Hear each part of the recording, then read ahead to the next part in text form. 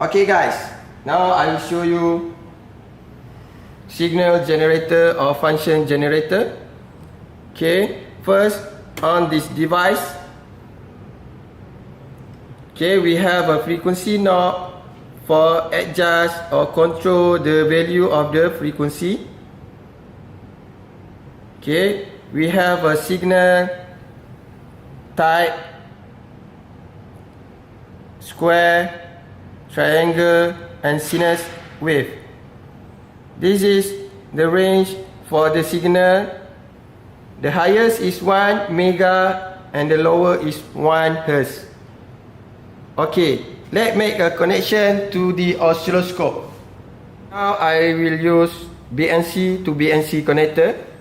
First, we put a BNC to signal generator and the other one to oscilloscope. Okay, so use all this channel 1 button and knob to search for the signal. Okay, you can see the signal appear.